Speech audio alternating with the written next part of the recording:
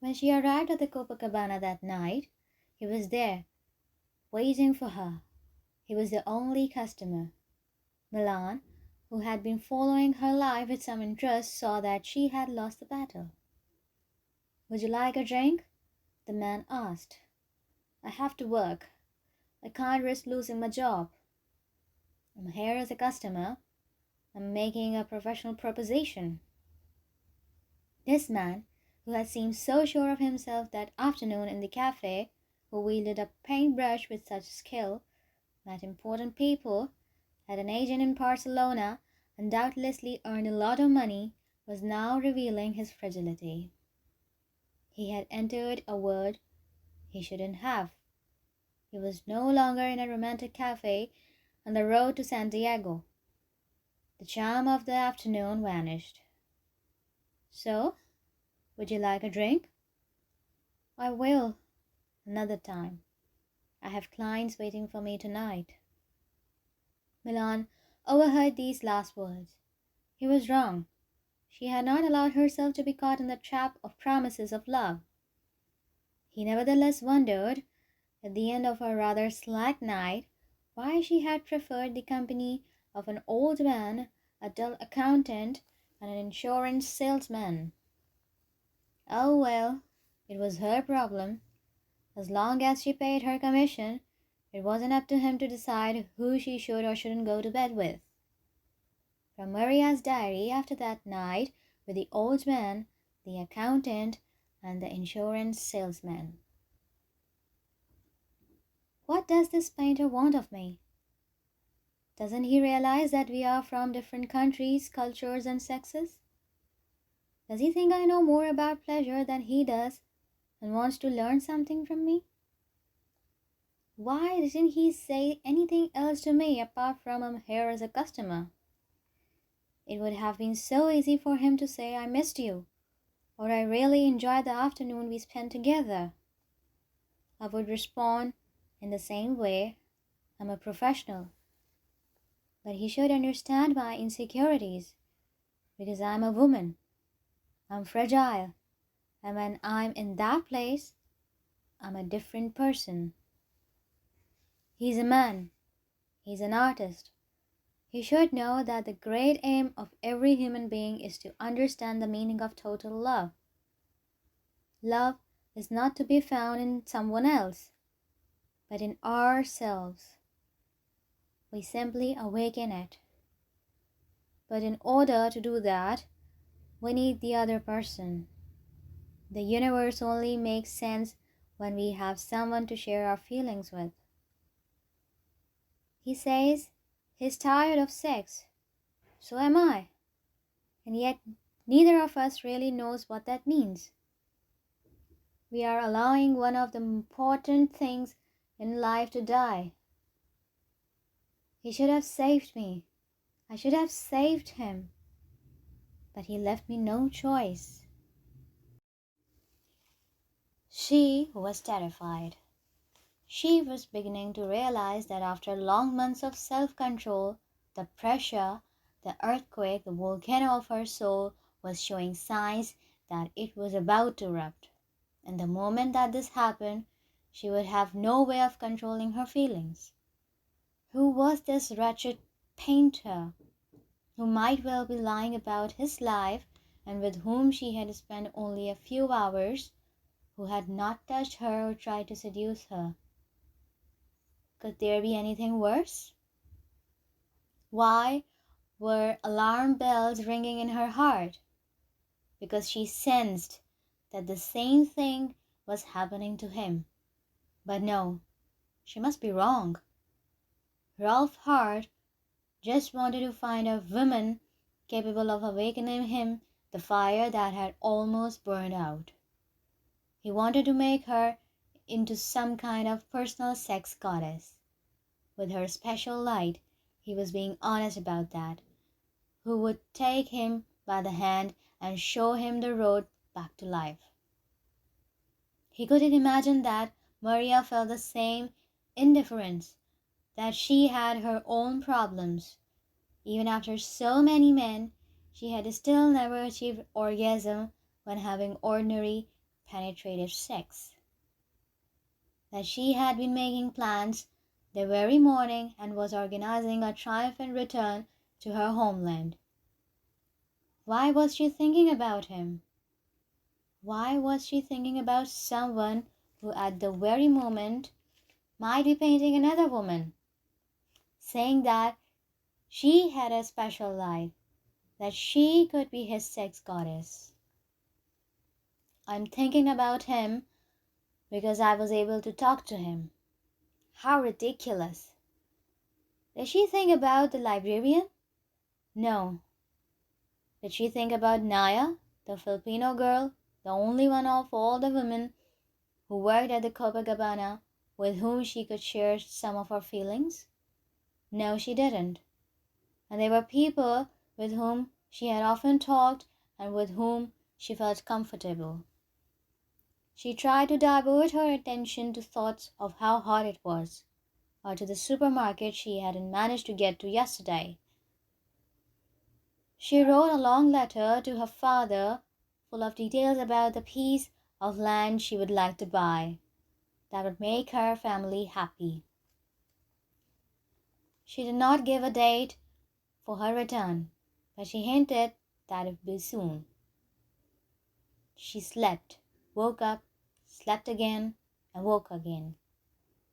She realized that the book about farming was fine for Swiss farmers, but completely useless for Brazilians. They were two entirely different worlds. As the afternoon wore on, she noticed that the earthquake, the volcano, the pressure was diminishing. She felt more relaxed. This kind of sudden passion had happened before and had always subsided by the next day. Good. Her universe continued unchanged. She had a family who loved her, a man who was waiting for her, and who now wrote to her frequently, telling her that the draper's shop was expanding. Even if she decided to get on a plane that night, she had enough money to buy a small farm. She had got through the worst part, the language barrier, the loneliness, the first night in the restaurant with that Arab man, the way in which she had persuaded her soul not to complain about what she was doing with her body. She knew what her dream was, and she was prepared to do anything to achieve it. And that dream did not, by the way, include men, at least not men who didn't speak her mother tongue or live in her hometown. When the earthquake had subsided, Maria realized she was partly to blame. Why had she not said to him, "I'm lonely. I'm as miserable as you are. Yesterday you saw my light, and it was the first nice, honest thing a man has said to me since I got here." On the radio they were playing an old song, "My loves die even before they're born." Yes, that was what happened with her. That was her fate. From Maria's diary, 2 days after everything had returned to normal. Passion makes a person stop eating, sleeping, working, and feeling at peace. A lot of people are frightened because when it appears, it demolishes all the old things it finds in its path. No one wants their life thrown into chaos.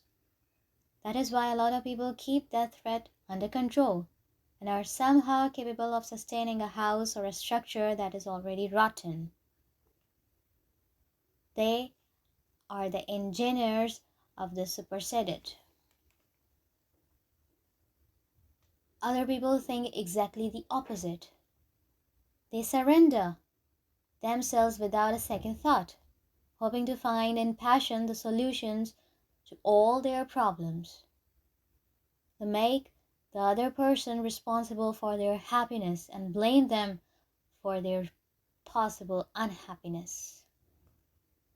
They are either euphoric because something marvelous has happened, or depressed because something unexpected has just ruined everything. Keeping passion at bay or surrendering blindly to it, which of these two attitudes is the least destructive? I don't know. On the third day, as if risen from the dead, Rolf Hart returned, almost too late, for Maria was already talking to another customer. When she saw him, though, she politely told the other man that she didn't want to dance, that she was waiting for someone else.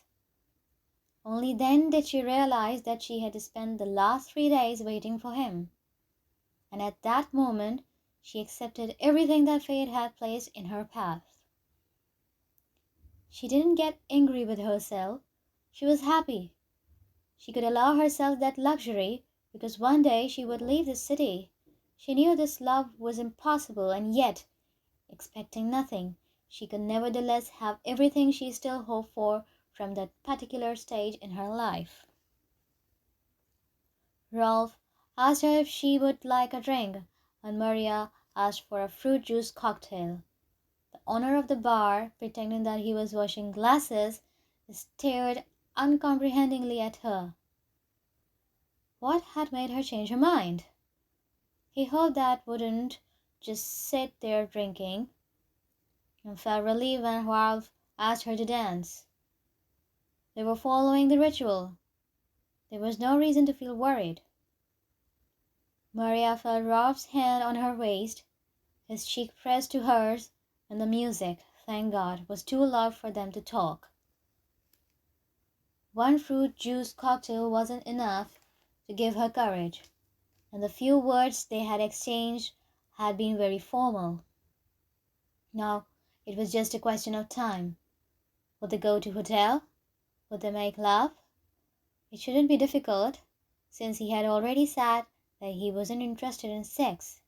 It would just be a matter of going through the motions. On the other hand, the lack of interest would help to kill off any vestige of possible passion. She didn't know why she had put herself through such torment after their first meeting. Tonight she would be the understanding mother. Rolf Hart was just another desperate man like millions of others.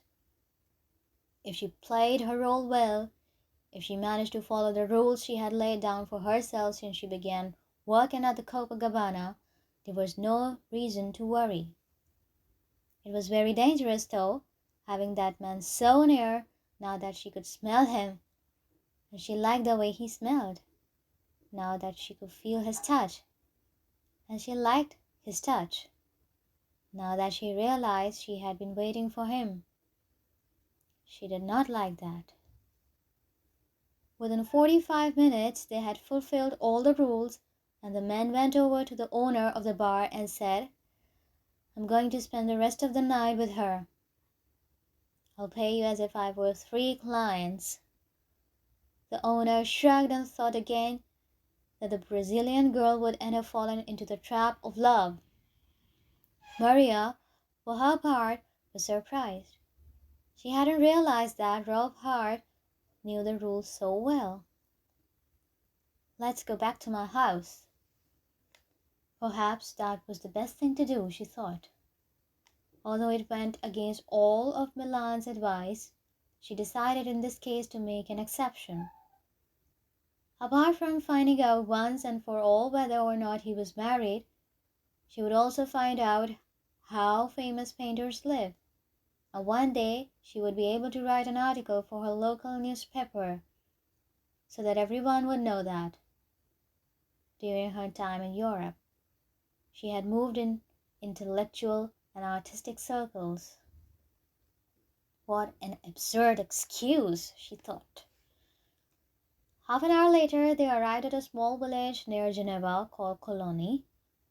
There was a church, a bakery, a town hall, everything in its proper place. And he really did live in a 2-story house, not an apartment. First reaction: he really must be rich. Second reaction: if he were married, he wouldn't dare to do this. because they would be bound to be seen by someone. So he was rich and single. They went into a hall from which a staircase ascended to the second floor, but they went straight ahead to the 2 rooms at the back that looked onto the garden.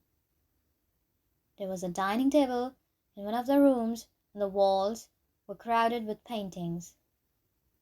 In the other room were sofas and chairs, packed bookshelves, overflowing ashtrays, and dirty glasses that had clearly been there for a long time.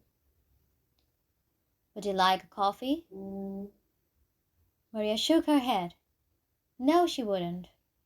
"You can't treat me differently just yet. I'm confronting my own demons, doing exactly the opposite of what I promised myself I would do.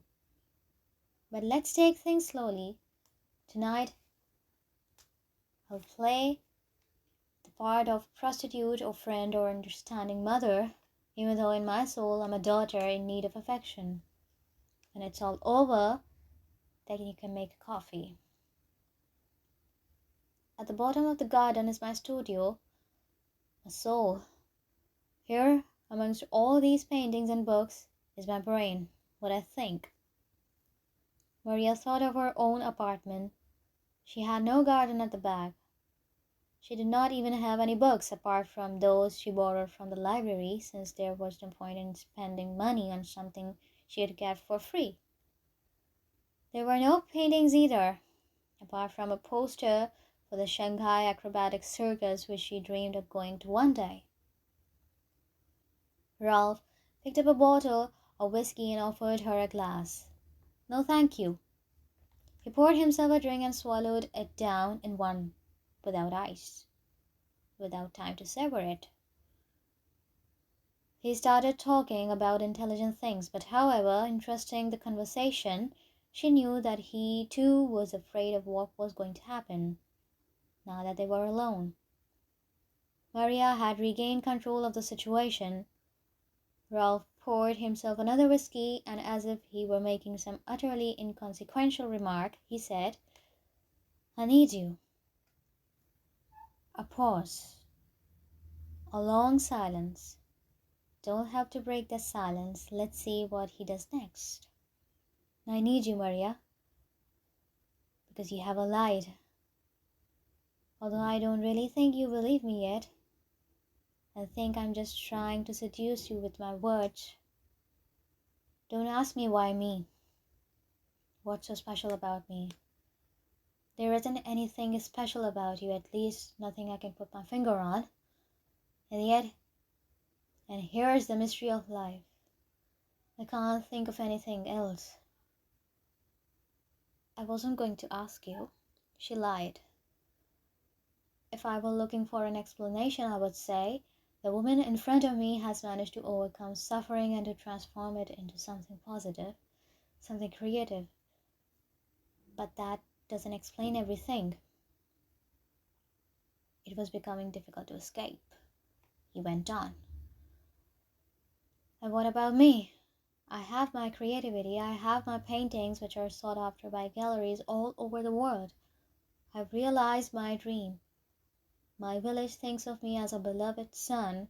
My ex-wives never ask me for alimony or anything that.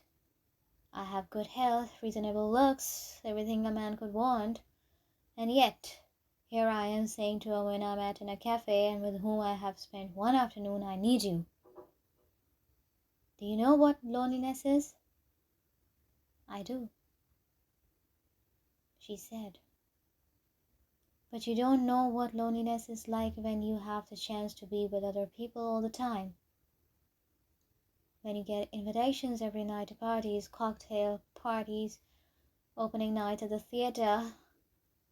When women are always ringing you up, women who love your work, who say how much they would like to have supper with you. They're beautiful, intelligent, educated women.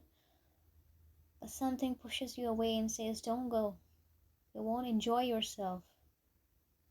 You'll spend the whole night trying to impress them and squander your energies proving to yourself how you can charm the world, the whole world. So I stay at home go into my studio and try to find the light I saw in you. And I can only see that light when I'm working. What can I give you that you don't already have? She asked, feeling slightly humiliated by that remark about other women, but remembering that he had, after all, paid to have her at his side. He drank a third glass of whiskey. Maria accompanied him in her imagination, the alcohol burning his throat and his stomach, entering his bloodstream and filling him with courage. And she too began to feel drunk, even though she hadn't touched a drop. When Rolf spoke again, his voice sounded steadier. I can't buy your love, but you did tell me that you knew everything about sex. Teach me then. Teach me something about Brazil. Anything just as long as I can be with you. What next? I only know 2 places in my own country, the town I was born in, and Rio de Janeiro. As for sex, I don't think I can teach you anything. I'm nearly 23. You're about 6 years older, but I know you have lived life very intensely. I know men who pay me to do what they want, not what I want. I've done everything a man could dream of doing with 1, 2, even 3 women at the same time, and I don't think I've learned very much. Silence again, except that this time it was Maria's turn to speak, and he did not help her, just as she had not helped him before. Do you want me as a professional? I want you however you want to be wanted. No, he couldn't have said that, because that was precisely what she had wanted to hear. The earthquake, the volcano, the storm returned. It was going to be impossible to escape her own trap. She would lose this man without ever really having him. You know what I mean, Maria. Teach me. Perhaps that will save me. Perhaps it will save you and bring us both back to life. You're right, I'm only 6 years older than you, and yet I've lived enough for several lives. Our experiences have been entirely different, but we are both desperate people. The only thing that brings us any peace is being together. Why was he saying these things? It wasn't possible, and yet it was true. They had only met once before, and yet they already needed each other. Imagine what would happen if they continued seeing each other. It would be disastrous. Maria was an intelligent woman, with many months behind her now of reading and of observing humankind. She had an aim in life, but she also had a soul, which she needed to know in order to discover her light. She was becoming tired of being who she was, and although her imminent return to Brazil was an interesting challenge, she had not yet learned all she could. Ralph Hart was a man who had accepted challenges and had learned everything, and now he was asking this woman, this prostitute, this understanding mother, to save him. How absurd!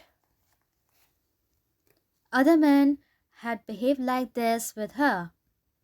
Many of them had been unable to have an erection. Others had wanted to be treated like children. Others had said that they would like her to be their wife because it excited them to know that she had had so many lovers. Although she had still not met any of the special clients, she had already discovered the vast universe of fantasies that fills the human soul.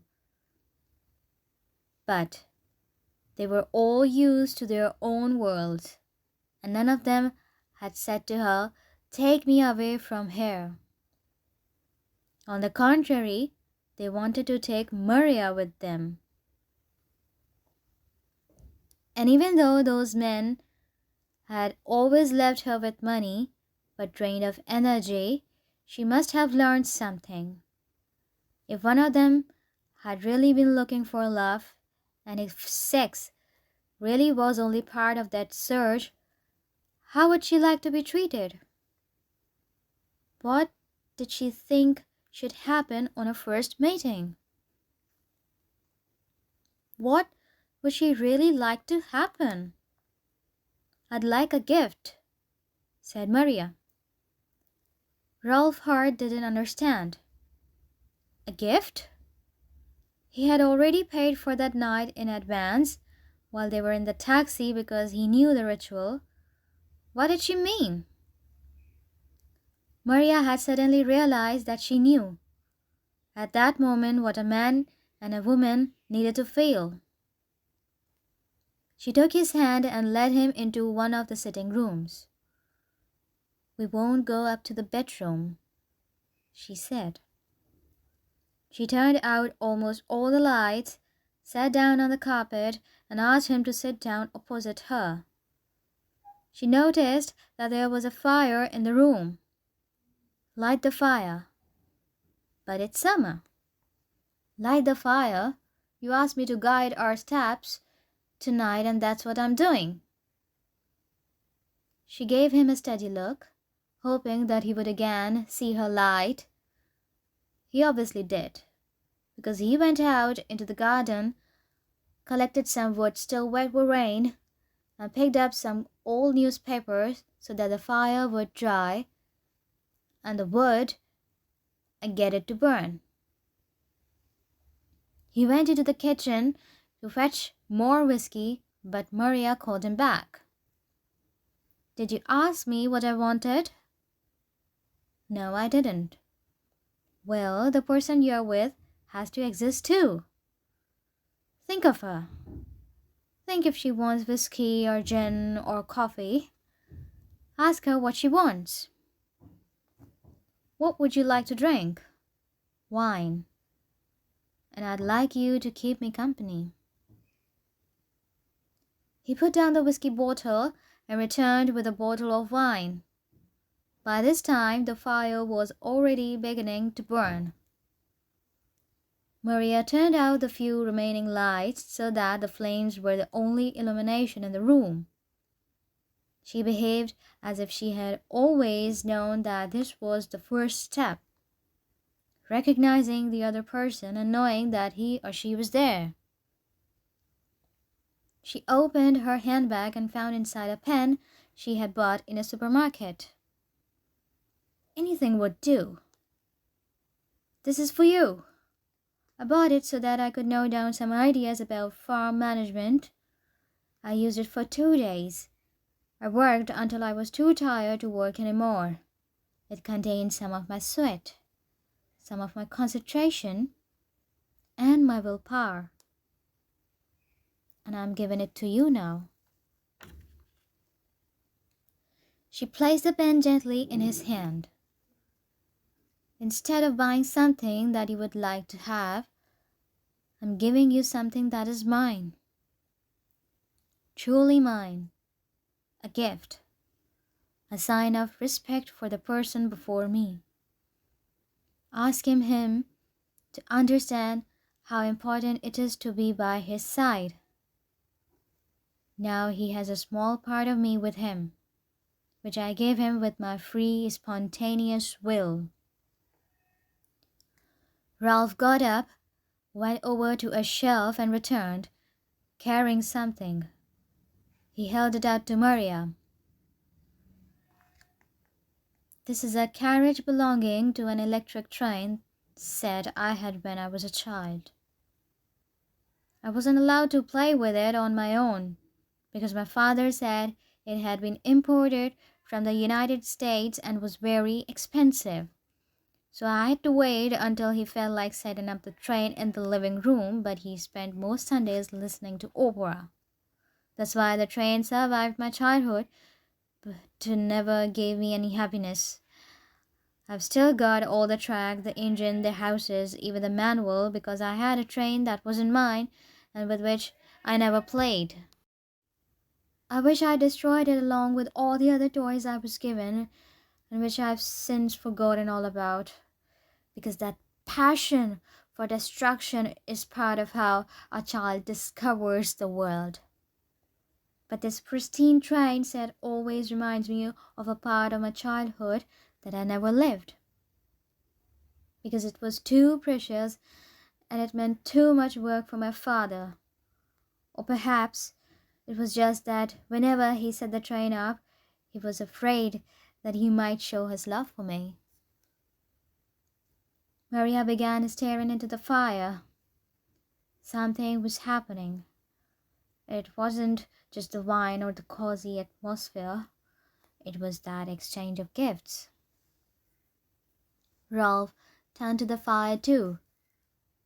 They said nothing, listening to the crackle of the flames. They drank their wine as if it didn't matter that they said nothing, did nothing. They were just there, together, staring in the same direction. I have a lot of pristine sets in my life too, said Murray after a while. One of them is my heart, and I only played with it when the world set out the tracks.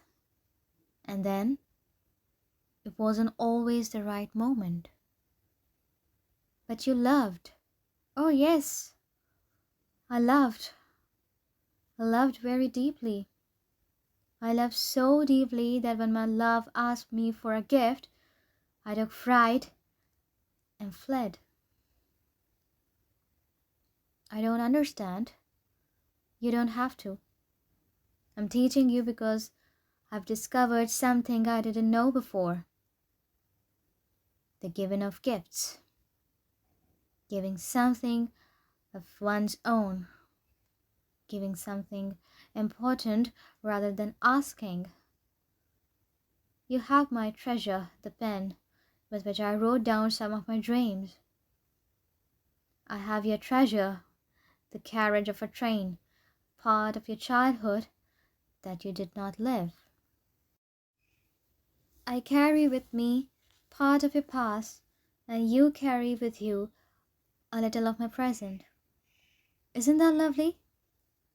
She said all this without blinking and without a surprise, as if she had known for ages that this was the best and only way to behave. She got lightly to her feet, took her jacket from that coat rack, and kissed Ralph on the cheek. Ralph Hart did not make any move to get up, hypnotized by the fire, perhaps thinking about his father. I never understood why I kept that carriage. Now I do. It was in order to give it to you one night before an open fire. Now the house feels lighter. He said that the next day he would give the rest of the tracks, engines, smoke pills to some children's home. It would be a rarity of a kind that isn't made anymore. It could be worth a lot of money, said Maria, but immediately regretted her words. That wasn't what mattered. The point was to free yourself from something that caused your heart even more. Before she said anything else that did not quite shine with the moment, she again kissed him on the cheek and walked to the front door. He was still gazing into the fire, and she had to ask him softly if he would open the door for her. Ralph got up and she explained that, although she was glad to see him staring into the fire, Brazilians have a strange superstition. When you visit someone for the first time, you must not be the one to open the door when you leave, because if you do, you will never return to that house. And I want to come back, Although we didn't take our clothes off and I didn't come inside you or even touch you, we have made love." She laughed. He offered to take her home, but she refused. "I'll come and see you tomorrow, then at the Copacabana." "No, don't. Wait a week. I've learned that waiting is the most difficult bit. And I want to get used to the feeling knowing that you're with me, even when you're not by my side." She walked back through the cold and the dark, as she had so many times before in Geneva. Normally, these walks were associated with sadness, loneliness, the desire to go back to Brazil, financial calculations, timetables, nostalgia for the language she hadn't spoken freely for ages.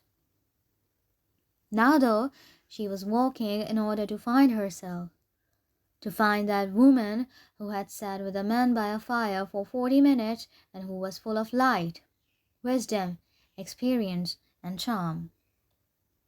She had seen that woman's face a long time ago, when she was walking by the lakeside wondering whether or not she should devote herself to a life that wasn't hers on that afternoon.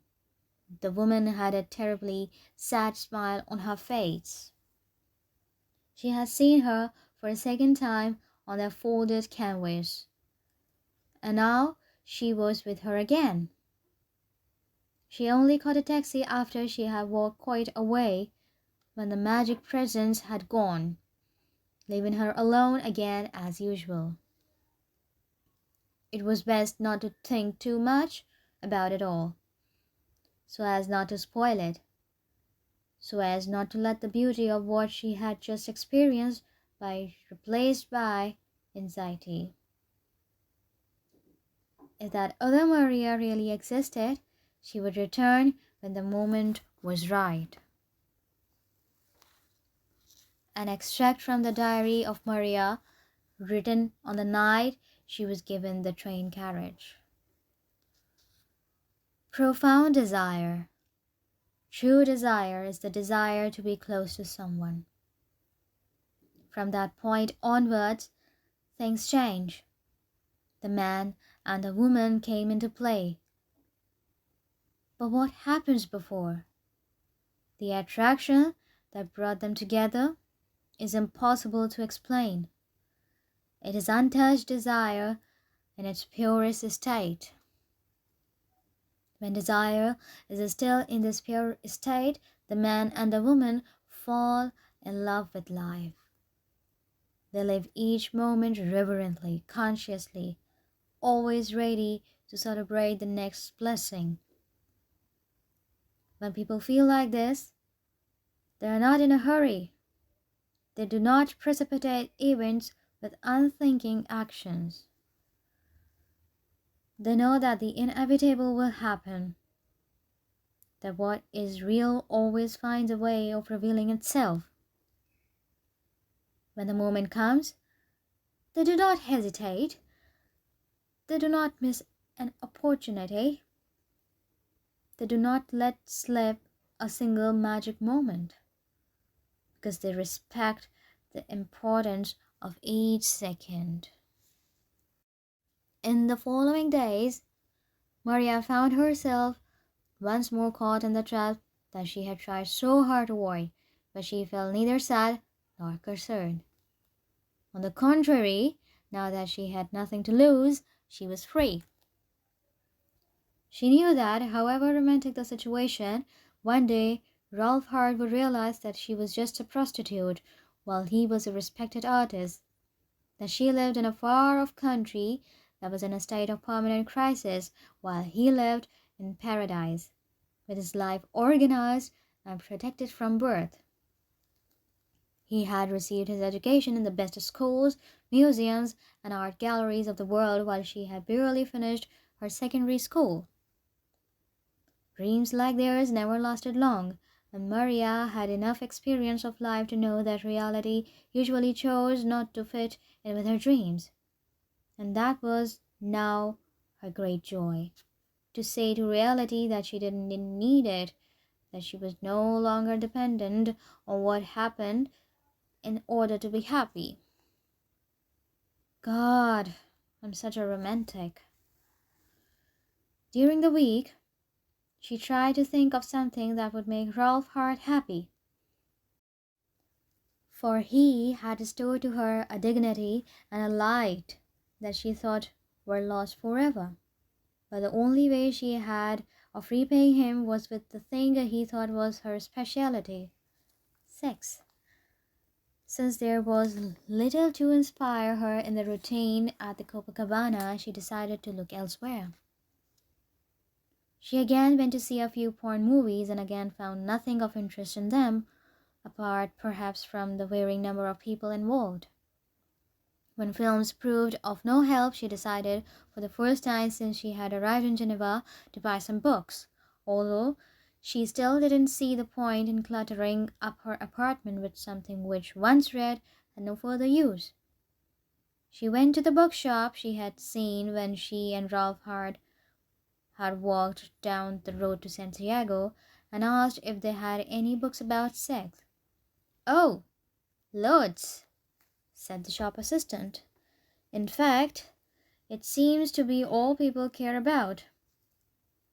There's a special section devoted to the subject, but in just about every other novel you can see around you, there's always at least one sex scene. Whether it's hidden away in pretty little love stories or discussed in serious tomes on human behavior, it appears to be all anyone thinks about." Maria, with all her experience, knew that the woman was wrong. People wanted to think like that because they thought sex was everyone else's sole concern. They went on diets, wore wigs, spent hours at the hairdressers or at the gym, put on sexy clothes, all in an attempt to awaken the necessary spark. And what happened? When the moment came to go to bed with someone, 11 minutes later, it was all over. There was no creativity involved. Nothing that would lift them up to paradise. The fire provoked by the spark soon burned out. But there was no point arguing with the young blonde woman who believed that the world could be explained in books. She asked to be directed to the special section, and there she found various books about gay men, lesbians, nuns revealing scandals in the church, illustrated books showing Oriental techniques, all involving extremely uncomfortable positions. But only one of the title interested her: Sacred Sex. At least it was different. She bought it, went home, tuned to a particular radio station that always helped her to think because they played such calming music, opened the book, and noticed various illustrations showing postures that only a circus performer could possibly hope to achieve. The text itself was very dull.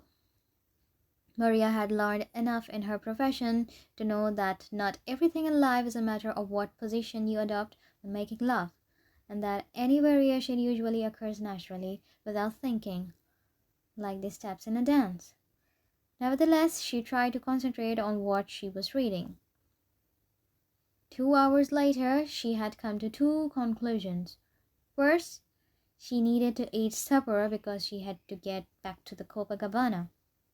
Second, the person who had written the book clearly understood nothing, because absolutely nothing about the subject.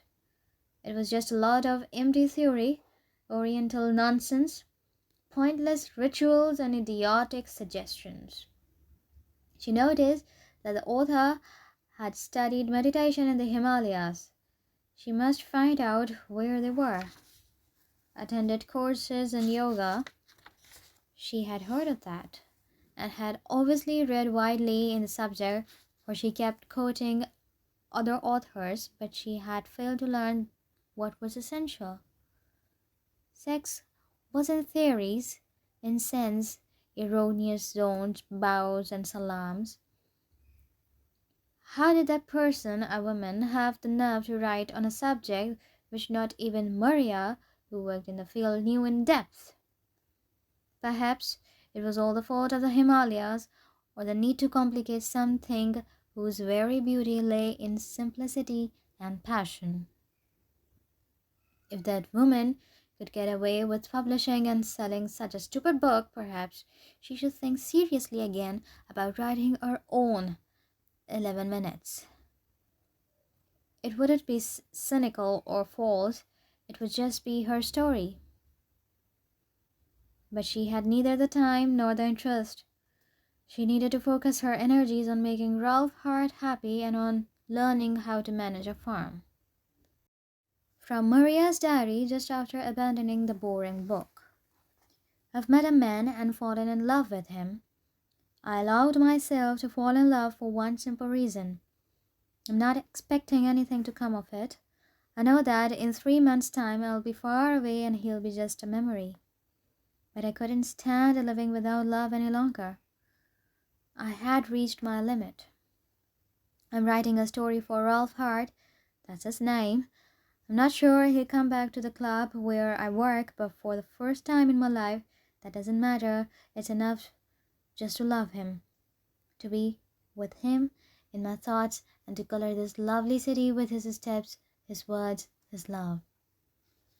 When I leave this country, it will have a face and a name and the memory of our fireplace.